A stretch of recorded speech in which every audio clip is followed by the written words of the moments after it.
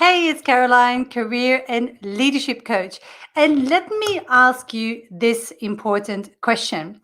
Have you ever sat in a meeting room and you had an idea or suggestion or recommendation to make, and you voiced it in the meeting only to have nobody respond to your idea?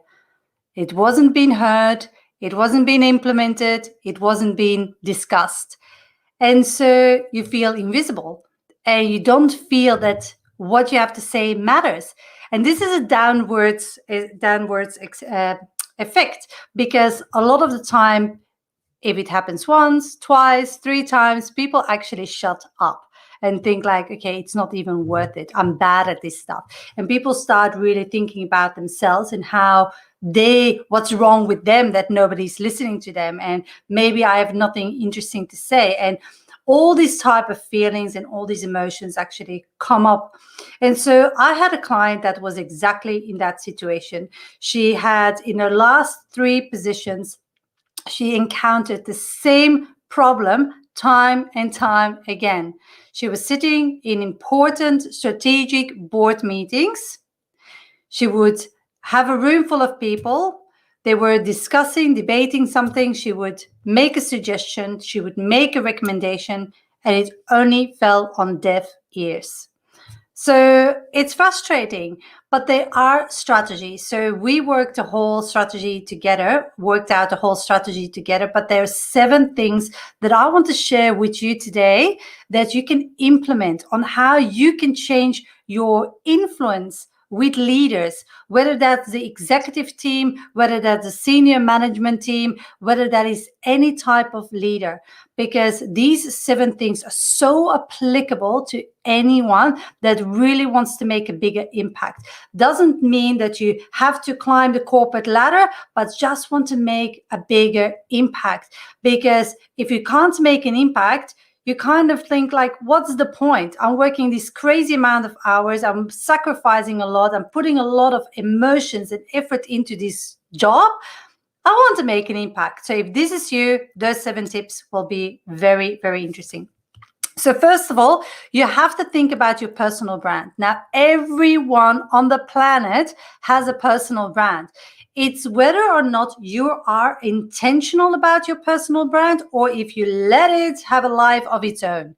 Because if you let it have a life on its own, then it might not really take you to where you want to be. So you need to really think about your personal brand. So you need to have a hard look in the mirror and think about, okay, do I believe in myself? Do I believe that I really have something valuable to say? Because often you have to start thinking about the feeling like, am I enough?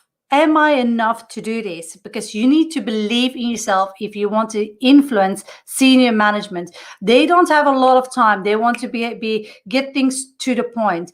And your confidence, that is what actually will make them listen. Not all of it, but it's a very important part. But because confidence is attractive, confidence in everything just like attracts people to you. It's your aura. It's like, I'm confident. So first thing in personal branding is that you have to really believe in yourself. Secondly, you have to think about your body language. Are you open? Do you have a power posture? Or are you clenched down and just like hunched all the time? So how are you in your body language? How is your communication style? Research has indicated that, and especially for women, if you start to really go high-pitched and very quickly and talk very quickly like that, the credibility goes down. So how is your communication style?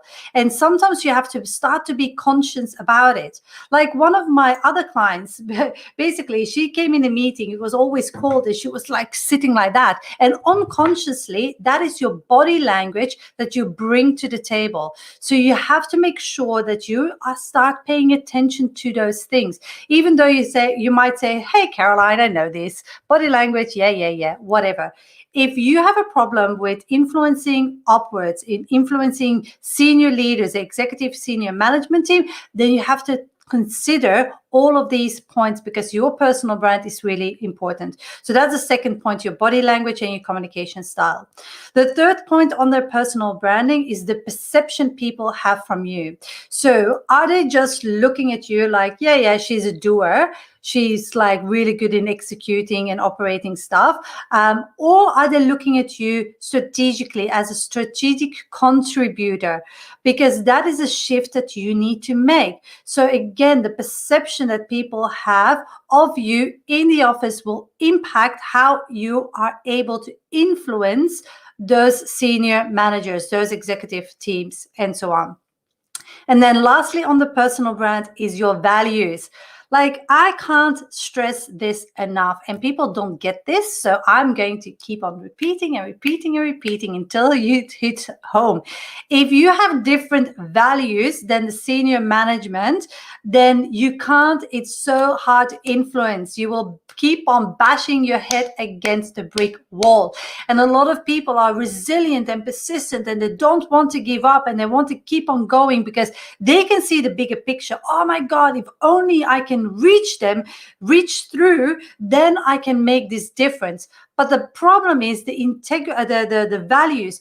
For example, integrity. If your senior leaders or senior management like have a different level of integrity than your ideas are never going to be pushed through. So you need to have the same values. You need to understand what the definition of your values and how you want them to be represented within the organization.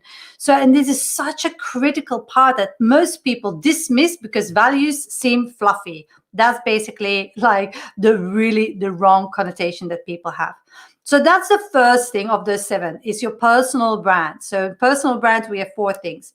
So the second thing is how you influence your senior management team is by making it about them. And instead of making it about you, you don't want to say, hey, listen to me. I have an idea. You have to be very diplomatic and shift really the focus from centered around you to really like centering it around them. And how you do that is by understanding what their priorities are, what their agenda is, and really making sure that whatever you want to voice and however you want to influence, what the core reason is, first of all, you need to be articulated in it. Don't waffle and say like, yeah, but maybe blah, blah, blah. A lot of people don't get their shit together when they talk to senior or when they want to influence senior management, and they just waffle around. And that is really what loses that engagement, what loses that credibility. So you need to be able to be credible. You need to firstly have a clear message about what it is that you want to influence about. And then secondly, you need to understand what their agenda is, what their priorities is, and tie what it is, the recommendation that you want to make, you have to tie that in with what they want. So that's the thing. The second thing, link it back to them, make it about them, not you and your idea, and be crystal clear about your messaging, about your delivery. So, and that ties in with number 3. Number 3 is that you have to be proactive. You have to really like, instead of waiting till things are handed to you, you need to be proactive and be able to really understand and analyze insights, really extract things, and really come up with some solution to any problem that might be in the company that you know is, and this ties in with the second point, a priority or really on the agenda of that senior manager. So that way you are being proactive and you're going to position yourself in the organization as a proactive person and a go-to person by sharing valuable insights. This is how you set yourself apart. So by being proactive. The fourth thing is that you have to start creating alliances. So this came about, one of my clients was saying like, oh my God, I joined this company and I sat in a meeting and I shared this idea. Nobody was listening to them. They actually became quite defensive about it. And this is not how the ideal way how you influence senior management.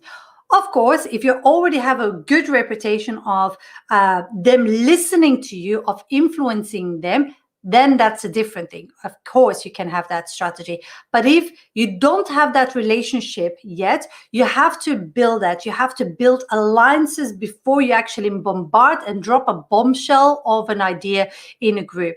First of all, yes, you're going to get people defensive, and you don't want to rub people the wrong way when you get airtime with senior management. You want to be very diplomatic and be very strategic about how you actually position your idea. So one of my clients, a CFO, years ago, he would say to me, Caroline, the best way to actually get an idea and across the line and influence those managers in the boardrooms is by having the conversations before you go into the meeting, before you have that meeting. So you have to already make sure you have consensus, agreement of the general population, of the general people in that meeting, that they are aware of your idea, that it's not something new, that it's not a bombshell that you just drop and there it is. You always want to voice your idea before with the relevant people. So create those alliances before you discuss that in a meeting or before you have that. If you have a subject on the flip side of this, if you have a board meeting or any type of meeting with senior management, and they're discussing something and you have an issue, or there is an issue and you have a solution, and you have tried it before, you know you can't influence it, you know you're invisible, you know you're not heard, what you can do is then you formulate your idea, and instead of dropping it in that meeting where nobody will hear it, is actually making sure you actually create those connections and have those conversations with the relevant people after that meeting.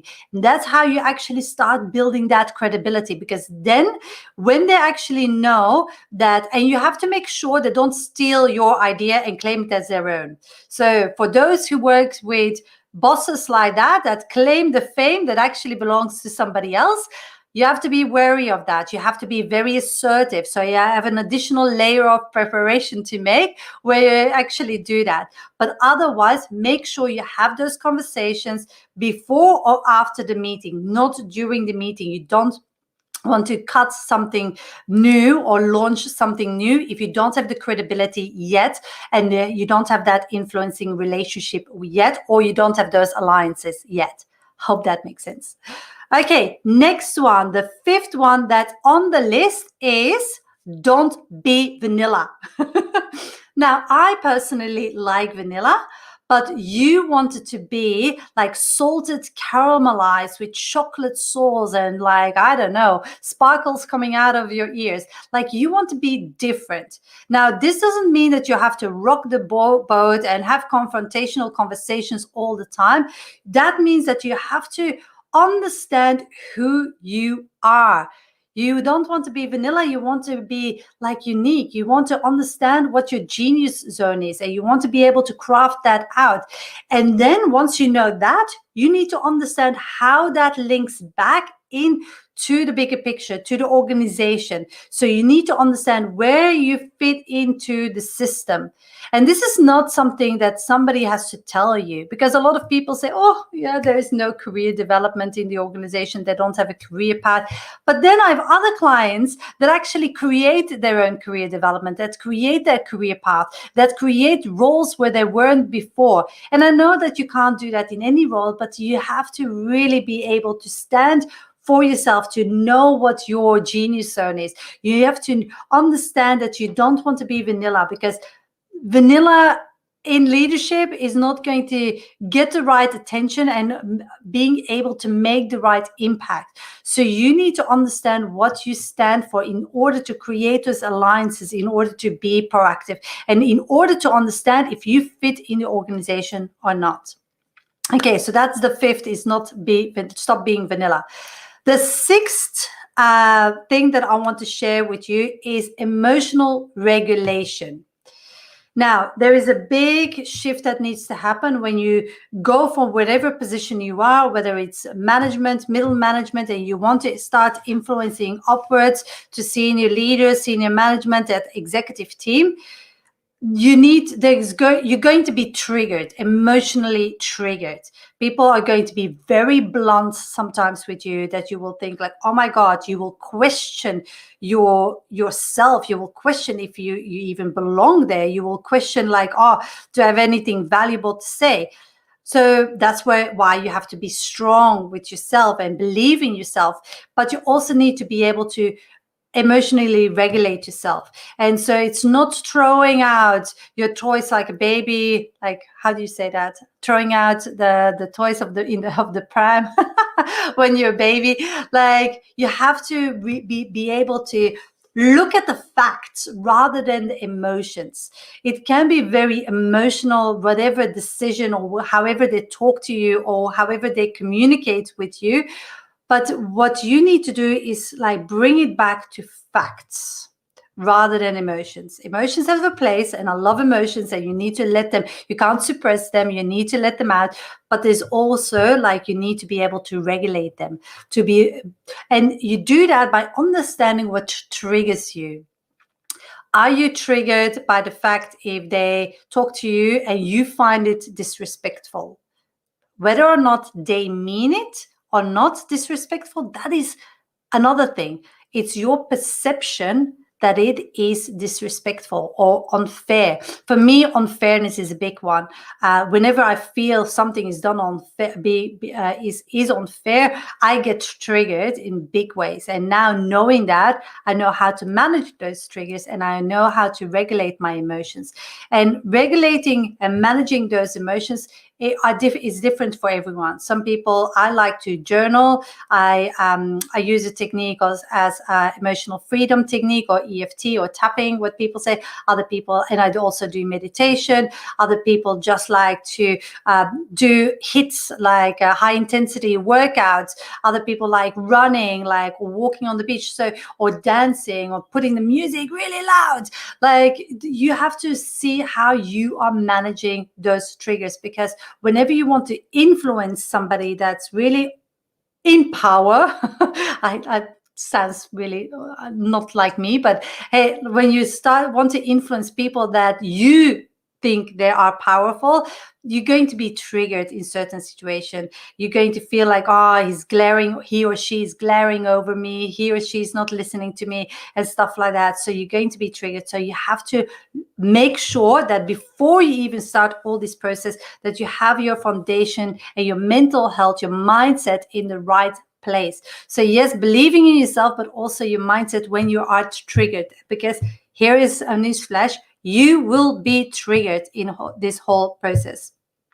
Step number 7, or way number 7, that I want you to really think about, and it actually ties in with your emotional regulation, is like, don't let your ego run with it. Like, one of my clients, she had a tendency, she was brilliant in her job, she was capable, she was recognized as an expert, the go-to person within the organization for what she knew.